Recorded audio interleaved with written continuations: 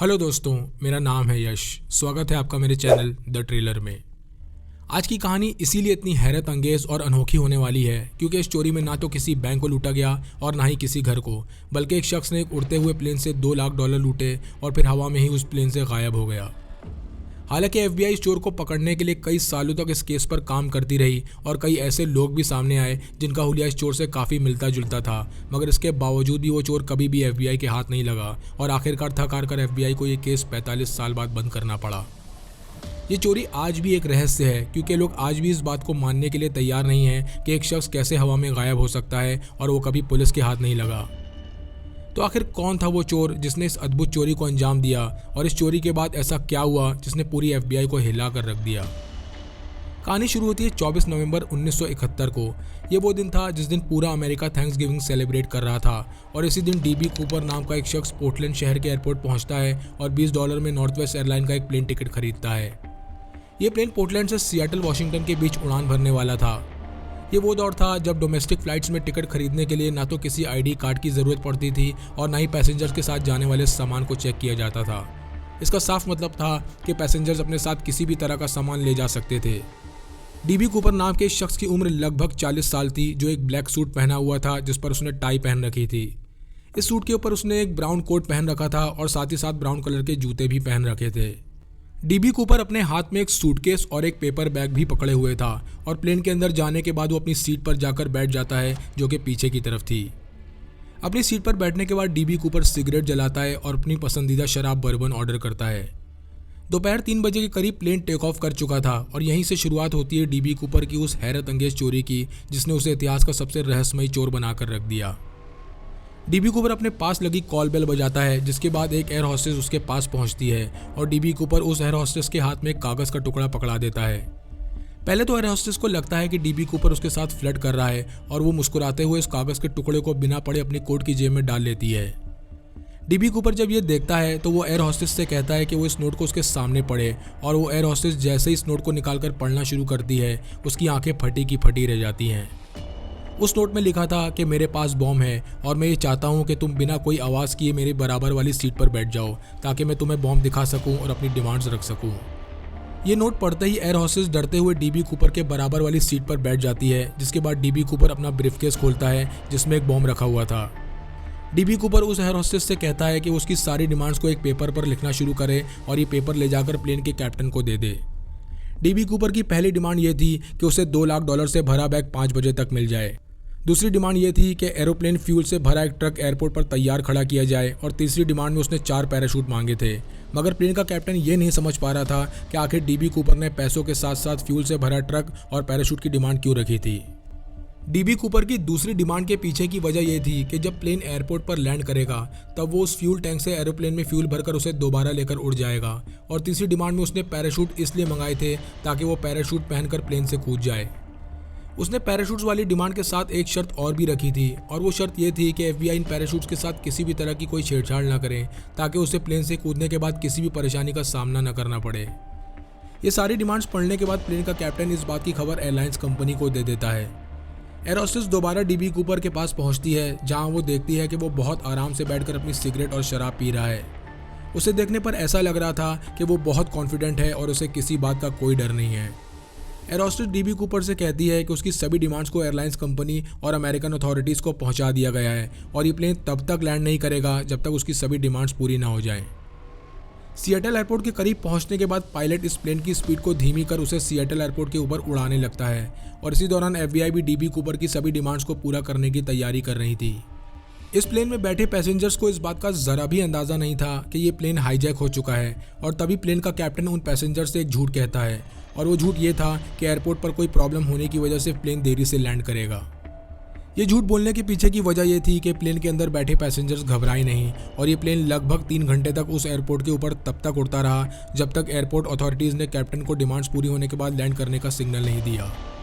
इस प्लेन को एयरपोर्ट के सबसे खाली हिस्से में लैंड किया गया जो एंट्रेंस से काफ़ी दूर था और इस प्लेन के गेट को भी बंद रखा गया ताकि बाहर से एफबीआई या पुलिस इस प्लेन में एंटर न कर सके।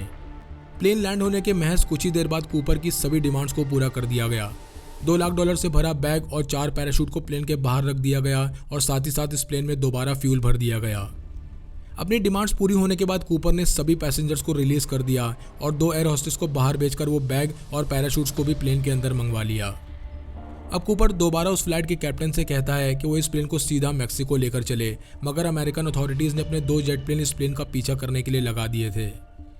इन जेट के पायलट्स को ये खास निर्देश दिए गए थे कि वो इन जेट्स को प्लेन से थोड़ी दूर पर रखें ताकि कूपर की नज़र उन पर ना पड़े, और साथ ही साथ बारिश होने की वजह से भी कूपर इन जेट्स को देख नहीं पाया। कूपर बहुत चालाक था और इसीलिए वो ये बात बहुत अच्छी तरह जानता था कि अमेरिकन अथॉरिटीज़ जेट प्लेन से उसका पीछा ज़रूर करेंगे, और इसीलिए रात के तकरीबन 8 बजे कूपर उस प्लेन के सभी एयर होस्टेस से कहता है कि वो पायलट के कॉकपिट में चली जाएं, जिसके बाद वो कॉकपिट को बाहर से लॉक कर देता है। कुछ ही देर बाद पायलट के कॉकपिट में एक अलार्म बजने लगता है, जिससे पायलट को ये पता चलता है कि प्लेन के पीछे का दरवाज़ा खोला गया है। ये प्लेन एक 727 बोइंग प्लेन था, जिसके पीछे एक सीढ़ियों वाला एक गेट था जिसे कोई भी पैसेंजर प्लेन उड़ने के दौरान खोल सकता था। पायलट को जैसे ही एहसास होने लगता है कि प्लेन का दरवाज़ा खोला गया है और उनके प्लेन का प्रेशर कम हो रहा है, उसे ये समझते देर नहीं लगती कि कूपर इस प्लेन से कूद चुका है। इसे प्लेन क्रू की अच्छी किस्मत कहें या महज एक इत्तेफाक कि जब कूपर सभी क्रू मेंबर्स को कॉकपिट के अंदर लॉक कर रहा था, उसी दौरान एक एयर होस्टेस वॉशरूम के अंदर गई थी और तब तक बाहर नहीं निकली जब तक कूपर इस प्लेन से कूद नहीं गया। कूपर के प्लेन से बाहर कूदते ही वो एयर होस्टेस वॉशरूम से बाहर निकलती है और कॉकपिट का दरवाज़ा खोलती है।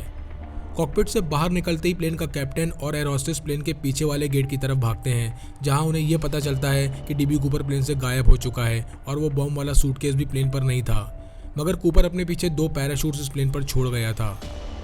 कूपर जिस जगह इस प्लेन से कूदा था वो एक जंगल था जो सिएटल और रेनो शहर के बीच में था, और इसके बाद जो हुआ वो आने वाले 50 सालों तक एक बहस का मुद्दा बन गया, क्योंकि कूपर इसके बाद कभी किसी को नहीं मिला, ना जिंदा और ना ही मुर्दा। अमेरिकन अथॉरिटीज़ के जो 2 जेट इस प्लेन का पीछा कर रहे थे वो भी कूपर को नहीं देख पाए कि आखिर वो गया कहाँ। ये प्लेन जैसे ही एयरपोर्ट पर लैंड करता है, FBI इस प्लेन की छानबीन में जुट जाती है। वो प्लेन के हर कोने, हर चप्पे को तलाश रहे थे ताकि वो किसी भी तरह डीबी कूपर तक पहुंच सकें। कई घंटों की चली छानबीन के बाद FBI के हाथ महज एक सबूत लगता है, और वो थी वो काली टाई जो डीबी कूपर ने पहन रखी थी। हालांकि इस टाई के जरिए FBI कूपर का DNA निकालकर उसे ढूंढ सकती थी, मगर चूंकि इस वक्त DNA टेक्नोलॉजी अवेलेबल नहीं थी, इसीलिए उन लोगों ने इस टाई को अलग रख दिया और कई सालों बाद ही उनके काम आई। FBI ने अपनी छानबीन में सबसे पहले कूपर को जंगल में ढूंढना शुरू किया, क्योंकि उनका मानना था कि इतनी ऊंचाई से कूदने के बाद कूपर जिंदा नहीं बचा होगा, मगर कूपर जैसे बिल्कुल गायब ही हो गया था। अब FBI ने उन एयर होस्टेस की मदद से डीबी कूपर का स्केच बनवाना शुरू किया। FBI का मानना था कि ये स्केचेस बहुत एक्यूरेट होंगे और इसकी बिना पर वो लोग कूपर को पकड़ पाएंगे, क्योंकि इन एयर होस्टेस ने घंटों का वक्त कूपर के साथ गुजारा था। अब एयर होस्टेस स्केच आर्टिस्ट को कूपर का हुलिया बताना शुरू करती हैं, और साथ ही साथ ये भी बताती हैं कि कूपर एक 6 फुट 1 इंच का आदमी था, जिसकी उम्र लगभग 40 साल के आसपास थी और उसका वजन लगभग 80 किलो के करीब था। पहले तो FBI को लग रहा था कि कूपर का कोई साथी भी था जिसने इस पूरी चोरी में उसका साथ दिया था, मगर जब पायलट ने उन्हें यह बताया कि प्लेन को दोबारा मैक्सिको ले जाते वक्त कूपर प्लेन में अकेला था, तब उन्हें अपनी ये थ्योरी भी गलत साबित होती दिखी। FBI ने कूपर को पकड़ने के लिए एक चाल भी चली थी, और वो चाल ये थी कि उन्होंने उस बैग में रखे सभी नोटों के सीरियल नंबर्स को अपने पास रिकॉर्ड में रख लिया था। ये सभी नोट $20 के बिल्स थे, और इसका साफ मतलब था कि कूपर जैसे इन पैसों को खर्च करेगा वो पकड़ा जाएगा। इस चोरी के 10 साल बाद सन 1980 में एक लड़का नदी के किनारे बैठा रेत से खेल रहा था। वो बार बार अपने हाथ को रेत के अंदर बाहर कर रहा था, और तभी उसे एक बहुत पुराना गला हुआ $20 का नोट मिलता है। ये देख वो चौंक जाता है और उस रेत पे एक पत्थर से गड्ढा करने लगता है, और तभी उसके हाथ $20 के नोटों की 3 गड्डियाँ लगती हैं जो फंगस और मिट्टी लगने की वजह से पूरी तरह ख़राब हो चुकी थी। इन 3 गड्डियों में मिले नोटों की कीमत थी $5000, और FBI इन नोटों को उन सीरियल नंबर से मैच करना शुरू करती है। और सबसे हैरत अंगेज बात यह थी कि चोरी के 10 साल बाद इन नोटों के सीरियल नंबर्स मैच हो गए थे, और इस केस से जुड़ा पहला सुराग FBI के हाथ लग चुका था। FBI को जिस लड़के से नोट मिले वो अपने बाप के साथ टीना बार नाम के एक एरिया में कैंपिंग कर रहा था, और इसी बात ने FBI को बहुत कशमकश में डाल दिया, क्योंकि कई लोगों से अलग अलग थ्योरीज सामने आ रही थी। कुछ लोगों का कहना था कि ये नोटों के बंडल कूपर ने यहीं गाड़ दिए होंगे, वहीं कुछ लोगों का ये भी कहना था कि ये नोटों की गड्डियाँ नदी में बहते हुए यहाँ तक पहुँची हैं। इस प्लेन रॉबरी के 1 साल बाद यानी सन 1972 में कुछ सबूत और कई ऐसे लोग FBI के हाथ लगे जिन पर उन्हें शक था, मगर इन सभी सबूतों ने FBI को सिर्फ गुमराह किया, और इसकी सबसे बड़ी वजह ये थी कि इस प्लेन रॉबरी की खबर पूरे अमेरिका में आग की तरह फैल गई थी, और ज़्यादातर लोग फेमस होने के लिए FBI को ये मैसेजेस भेज रहे थे कि वो खुद डीबी कूपर हैं या डीबी कूपर को जानते हैं।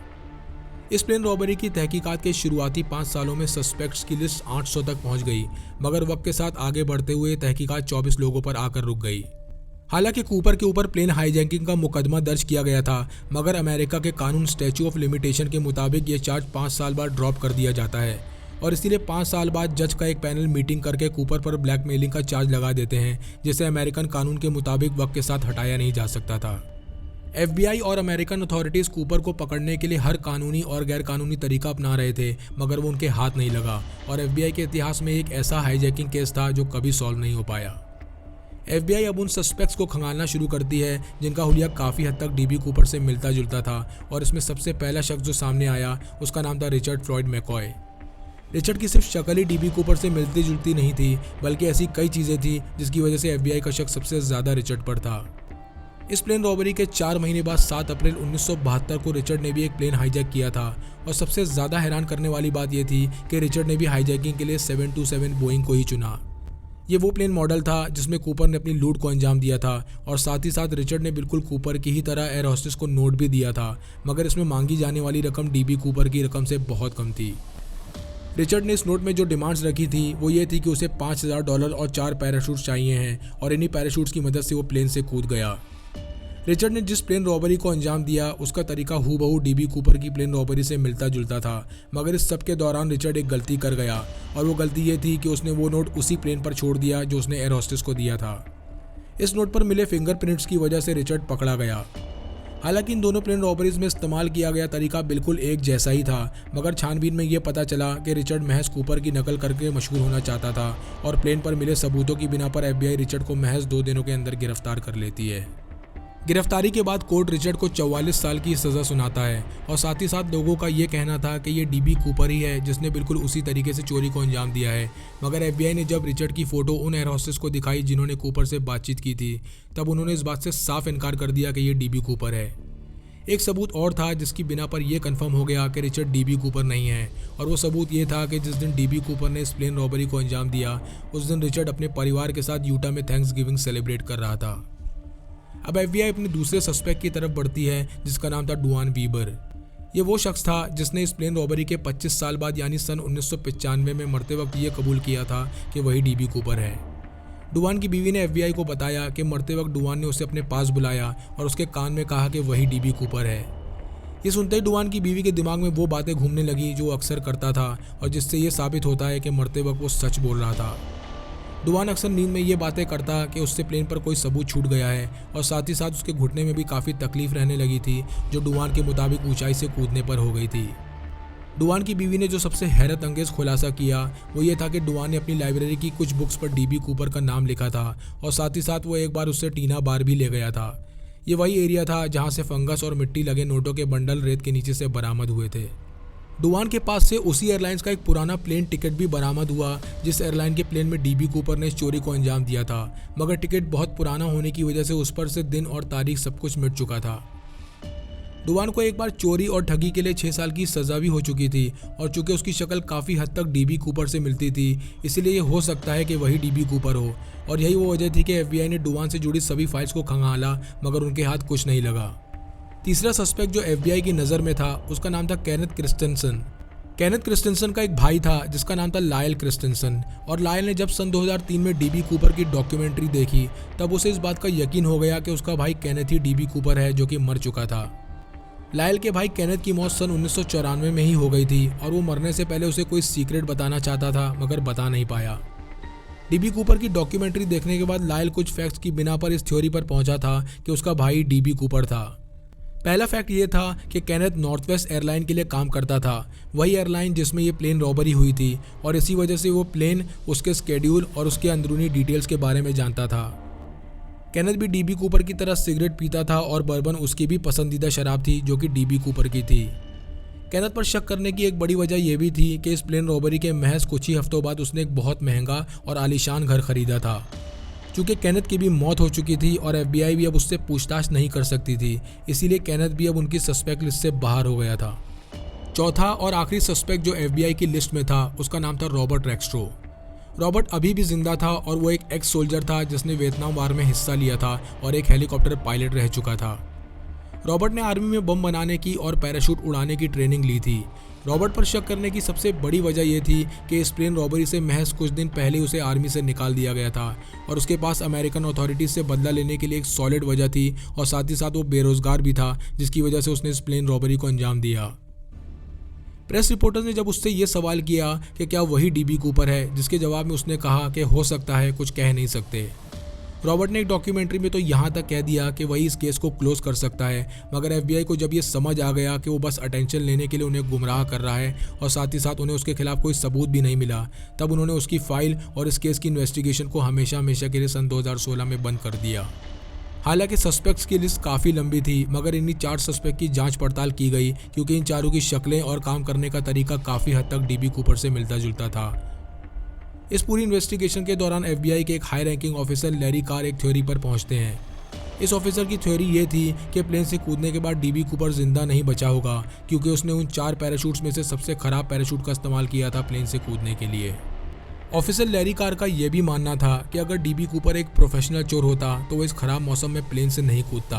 और यही वो वजह थी कि वो अपनी इस थ्योरी से पूरी तरह कन्विंस हो चुके थे कि कूपर प्लेन से कूदने के बाद नहीं बचा होगा। दूसरी तरफ इस थ्योरी पर यकीन न करने की वजहें भी थी, जिसमें से पहली वजह यह थी कि एफबीआई को ना तो कभी डीबी कूपर की लाश मिली और ना ही उसके खिलाफ कोई सबूत, और दूसरी सबसे बड़ी वजह थी वो नोटों के बंडल जो उन्हें रेत के नीचे गड़े हुए मिले। अब सवाल ये आता है कि एफबीआई को महज नोटों के 3 बंडल ही क्यों मिले और क्यों कभी ना तो वो पैसे खर्च हुए और ना ही उनके हाथ लगे। तो इसका जवाब ये है कि हो सकता है कि नोटों से भरा ब्रीफकेस सीधे नदी में जाकर गिरा हो और उसमें से ही 3 नोटों के बंडल बाहर आ गए हों और पानी में बहते हुए नदी के किनारे रेत में जाकर दब गए हों।